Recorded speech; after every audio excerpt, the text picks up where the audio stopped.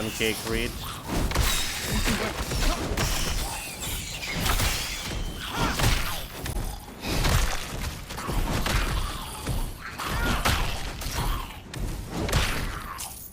Welcome everyone, Masteries here yet again, build number 7. It's a heavy attack build with Battlemage, which is Earth plus Warfare masteries. So I was just saying, I don't know how to promote this build, right? I can't really say it's a bad build, I can't really say it's a good build. It's a playable build, right? Compared to other builds we played, it has some good points, it has some bad points. It's performing pretty well in the mid game from level 10 to level 18, but its damage scale slowed down from level 18 to level 21. And that's because like early on we got like this a level 20 weapon, and we have a big burst of damage because the build scaling with your weapon damage. It is not a single target build, but it's not also not an AoE build either. You can hit multiple targets with it, right? But you need always position yourself around, like in a manner that you can hit the multiple targets with it. That's like extra action on your part, and it's also very slow, right? So it's taking good amount of time to swing the attacks. With the heavy attack is 1.12 seconds attack time in my case. It could be a little bit faster, it could be a little bit slower, depending on the weapon, but depending on the skill modifiers. And that's actually pretty bad against the shades, the retribution shades, because they can jump away from your swinging attack before you swing it. That was making me crazy so much. But nonetheless, in terms of pure damage, it somehow became more damage, deliver more crits against the, especially in group fights, than Lethal Strike build. And I saw it was best single target damage build. No, this one's best single target damage build. So it's literally was critting for 10k. But Lethal Strike have more frequent crits, I believe, and its attack speed is way faster too. So it's have its also drawbacks and its positives as well. The build is heavy, mana heavy, 71 energy per hit, but we fixed it with mana regeneration going to 53 points over here, and you literally can hit multiple times before you're out of mana over there. But the problem is because build taking so much time to swing, right, and it's exhaust skill, so mana regenerating not as fast as it was with a whirling magma, for example. And survivability. So this build, I'm supposed to say this build feature a lot of survivability, because we do have 1154 armor, but we did also die twice with in the end, like literally in this like last 30 minutes, and I don't know how it's happened. Like the guy just stabbed me with a spear for half of my health, and the guy's other shades finished me with fire damage in less than 1 second, despite me having like 51 fire resistance and that quite a bit of piercing armor here too, right? It's literally the build with highest armor value, and we saw yesterday the build with rolling magma, which has had less total armor, but was face tanking much better. So is there something not working? Right, some errors with game calculations somewhere, and sometimes the enemy just hitting you for this extra damage they're not supposed to be. Oh, I don't know like what happened, but it's supposed to be this build's supposed to be very tanky. Despite that, we did die. So we're gonna be talking about skills, and we're gonna be talking about gear here. As always, I'm starting it with a scavenger.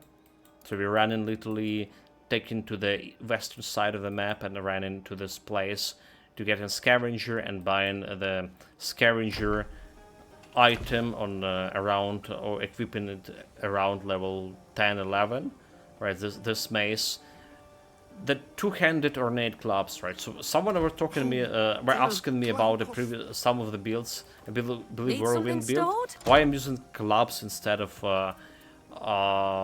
light axe over here, right? So do we have like level 20 actually light axe?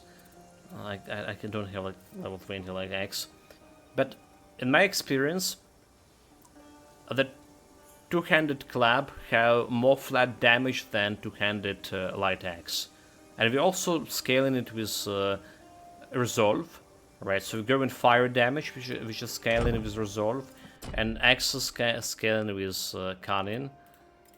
So right, this is our attributes going might into resolve into fire damage. This is a fire damage build, by the way. We convert it with again with earth enchantment, the damage to heavy attack into fire. But there was like another peculiarities about it. That when we converted everything to fire, and we have aiming chance 156, so you would think you're gonna be doing fire dots, but I occasionally saw bleeding dots for whatever reason happening. Anyway, back to the gear. So again, you want the highest base damage weapon, and in my opinion, it's two-handed clubs, the two-handed monster figurine clubs. So that's what we went here with. We have extra modifiers that we look in here. So flat damage modifier, always good. This weapon piercing and weapon cold damage gonna be converted to fire damage, if I understand correctly how conversion works. Attack and cast speed is okay. 20% extra fire damage, pretty good. Increased weapon attack damage, also percentage. We're looking for those modifiers. Right, it's not a spell. Right, it's attack damage. So we look at and everything that's scaling fire is also good. So that's why we have these cartouche rings, also for scaling fire damage and getting extra energy regen. With both of those, we're getting 6 extra energy regen. We're also using the helmet for energy regen here, and well, health regen on the ring, but we have fire damage over here, 10%. So that's about gear. That's what we're looking. Extra energy regen, extra fire damage, extra like attack damage. The skill itself. Let's jump into skill. As always, 3 points, or at least 2 points into barrier here. From 2 to 5 points, you spend it in the barrier all the time. So what I get here, enduring barrier, for this to last longer, and an invigorating guard is giving you so much more survivability, so much more face tankiness. I think every build, like literally every build we play, and just require those points into barrier. For Warfare, we did start it with the Warfare. We went with heavy attack first, and the skill distribution of here. I'm going like very heavily on range and attack. Right, we get in rage after killing enemies. It's not good against solo boss fight if there is no alts to kill, but it's super good in cleaning the enemies around. So it's literally, so we have in this 2100 base damage on here, and this is stacking you to 5k or something with the rage, right? And then you can also overload it, overhelm it for 50% more damage, overhelm. So rage here is super good. We also have wind up for well, 9% like attack speed, not gonna be changing much. How slow the skill is, but 30% extra damage.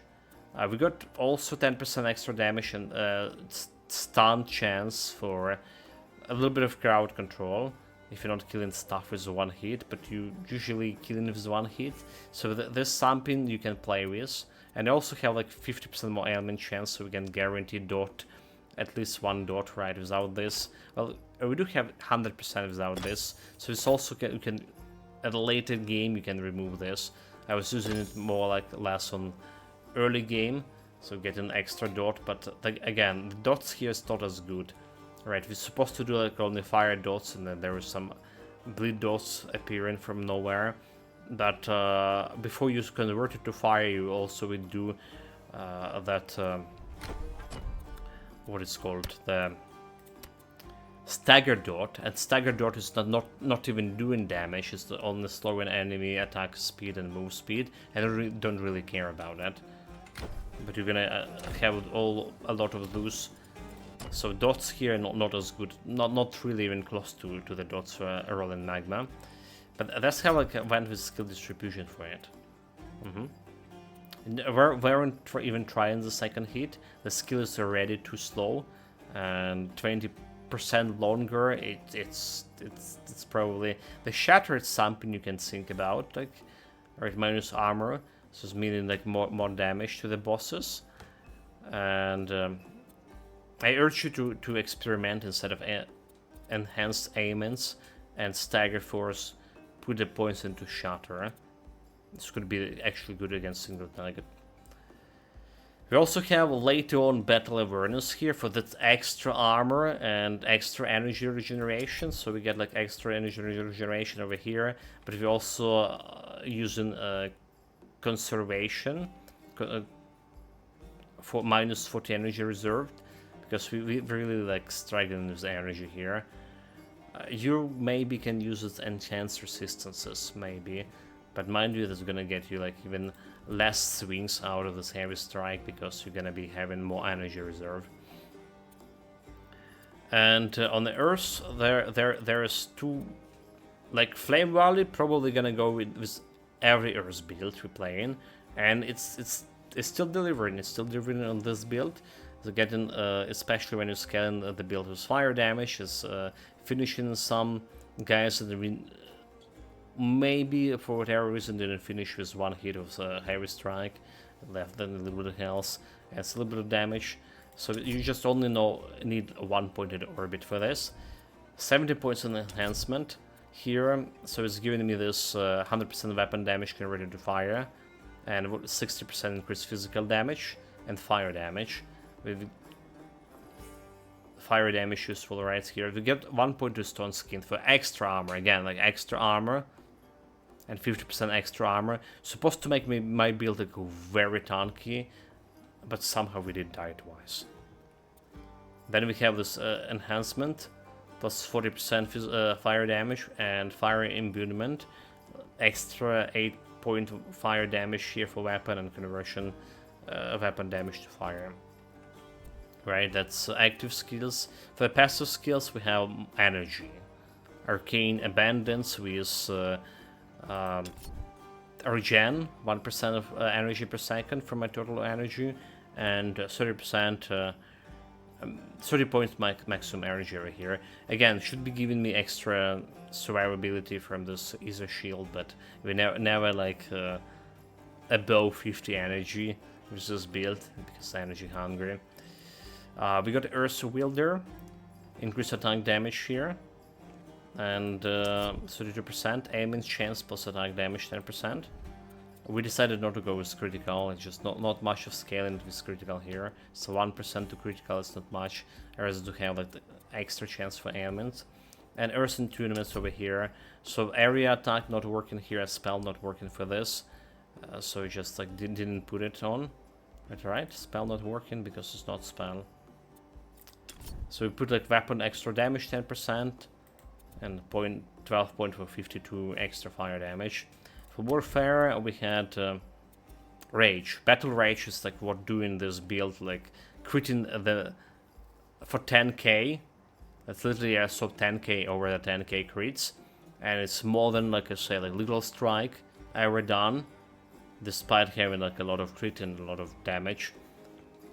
The battle rage, that's what make it do, like make it stack the damage so much. 16 increased damage, about 80% increased range effect, 3 extra max rage, and getting rage on kill. That's heavy generating rage. But I also was talking, if you want to spend extra energy, alright, in a boss fight for example, it's could be useful to get the sweeping strike as a second attack for a boss fight, and you need like 2 points into the sweep and strike. You want to rage gain here and maybe last in sweep over here. so you still continue generating energy, but it's gonna cost you like 100 point, right? And I rather spend this to just hit the boss like one extra time.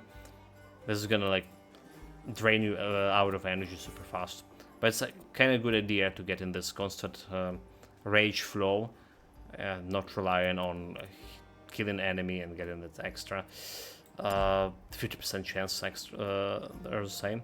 So we spent 100 point in vigor attribute points for that extra survivability against it. We didn't sow, getting you extra health, and everything else went into might to scale down the resolve for fire damage. Right, that's all about this build. So again, it's a playable build, and all of the 7 builds we played so far are actually playable. They have in this shortcomings, they have in the strong points. It's kind of hard to name the strong points for this build. I guess it's a huge damage per hit, the strong point, and it's not a single target damage, so it actually can kill multiple enemies with one hit, which is big damage. Alright, but and then you compare it to Fissure, and Fissure doing also the same thing basically. With a little bit less damage. I think the Fissure have a little bit less damage per hit because unless you hit an enemy in exactly like this short area and across section of a fissures, every other fissures dealing less damage than heavy attack, but Fissure have like way better AoE. So like, it's playable. I was still enjoying it, but I also was frustrated about how slow it is hitting this. Alright guys, thank you very much for watching. Thank you very much for watching. That's all about a build summary.